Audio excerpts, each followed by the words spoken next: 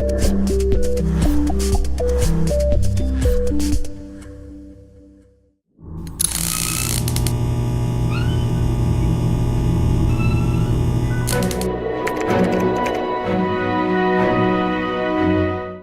pensée de la semaine. La Bible elle-même est le meilleur outil pour interpréter la Bible. Puisque les Écritures viennent de Dieu et que Dieu est vrai, alors elles ne peuvent nous tromper dans la compréhension de son contenu. Lorsqu'on étudie la parole de Dieu, lorsqu'on essaie de comprendre des passages bibliques, la meilleure manière de bien les interpréter, c'est de trouver les autres passages dans les Écritures qui parlent sur le même sujet.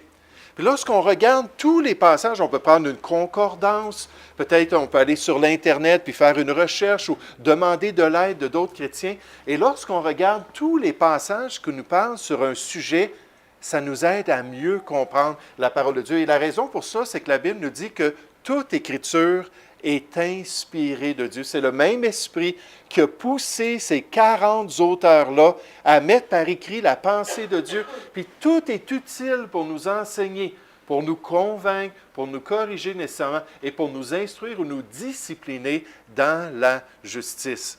Donc, il faut devenir des étudiants de la Bible. Lorsque Jésus a été tenté par le diable de se jeter en bas du sommet du temple, du toit du temple, et il a dit, écoute, dans les psaumes, on nous dit que si le Messie va se heurter le talon, que les anges vont venir le porter pour l'empêcher de se blesser.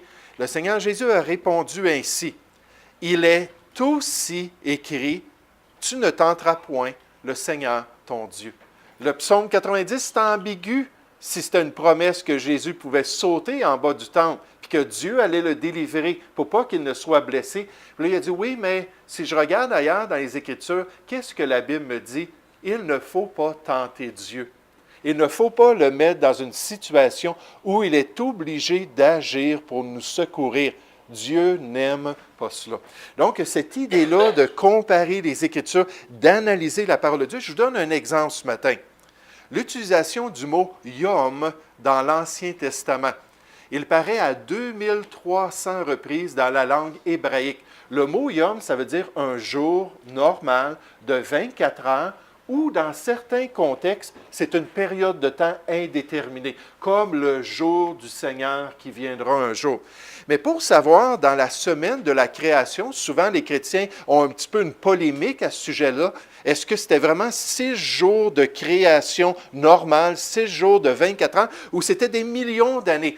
Pour savoir ça, on peut se tourner vers la Bible et regarder dans l'Ancien Testament l'utilisation du mot « yom ». Puis pour voir dans quel contexte c'est un mot qui nous présente un jour normal de 24 heures, ou dans quel contexte est-ce qu'on nous parle de période de temps. Lorsque le mot « yom », le mot « jour », est associé à un chiffre, le premier jour ou le jour 25, lorsqu'il y a un chiffre qui est lié au mot « yom », et là on ne parle pas de Genèse chapitre 1, à part ce passage-là qui nous parle de la création, à 410 reprises, yom apparaît avec un chiffre et le contexte nous montre à chaque fois c'est un jour normal de 24 heures. Donc, la Bible nous aide à interpréter la Bible. Lorsqu'il y a le mot « soir » et « matin » dans le restant de l'Ancien Testament, 51 reprises qu'on voit ça, à chaque fois, le contexte est clair. On nous parle du cycle solaire, donc on nous parle d'un jour normal de 24 heures.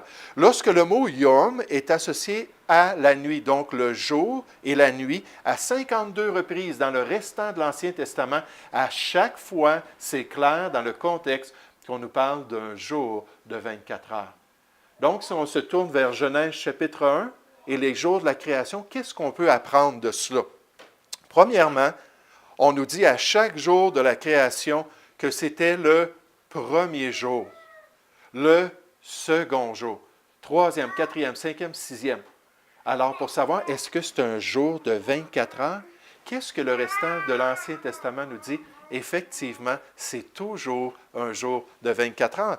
Lorsqu'on regarde ces jours de création, on nous dit, après avoir décrit la création du jour en particulier, à chaque jour de création, on nous dit, il y eut un soir et un matin. Qu'est-ce que l'utilisation juive de Yom nous dit? Quand on parle d'un soir puis d'un matin, c'est une journée normale de 24 heures. Puis, dernièrement, on nous parle, lors de la création de Genèse 1, du jour et de la nuit. Donc déjà, là, on nous explique là, les saisons, on nous explique les années, on nous explique les jours normaux.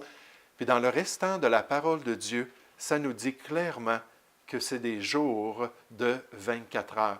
C'est tout simplement un jour normal.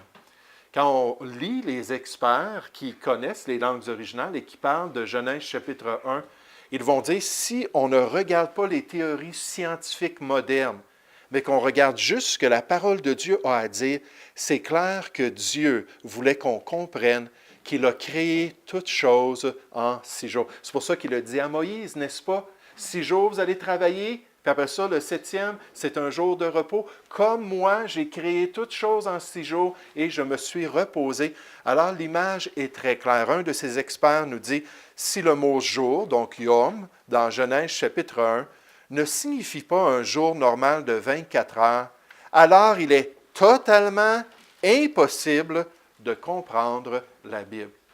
Si on ne peut pas suivre les règles normales d'interprétation, puis d'analyser le contenu, puis voir ce que Dieu nous dit sincèrement, alors on ne peut rien comprendre nulle part dans la Bible. Vous savez, une des motivations pour lesquelles je me suis tourné vers ces pensées-là à chaque semaine, c'est que peut-être vous avez entendu que dans les églises chrétiennes, de 75 à 88% des jeunes qui sont dans le système public vont quitter la foi, rendus à l'âge adulte ou vers 16-17 ans jusqu'à l'âge adulte.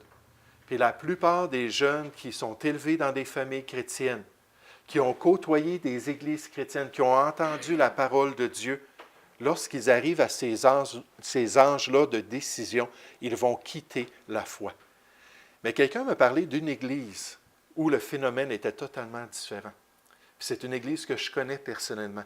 Puis dans cette église-là, à chaque semaine à l'église, il y a un créationniste chrétien, un gars qui a une maîtrise en sciences et qui est spécialisé dans les origines, qui enseigne les vérités de la science à la lumière de la révélation de Dieu. Et savez-vous quoi? Un très petit pourcentage. C'est une église qui a eu beaucoup d'enfants à travers les années et il y a eu beaucoup de jeunes qui sont devenus des adultes et qui continuent à suivre la parole de Dieu. Quand j'ai entendu ça, j'ai dit, Seigneur, un des obstacles à notre foi, c'est ce qui se passe dans notre tête, notre compréhension des choses. Et soyez patients envers moi. Ce n'est pas toujours intéressant les pensées de la semaine, mais peut-être qu'il y a quelqu'un dans l'Église qui a besoin d'entendre ça, que la parole de Dieu est fiable et qu'elle est digne de confiance.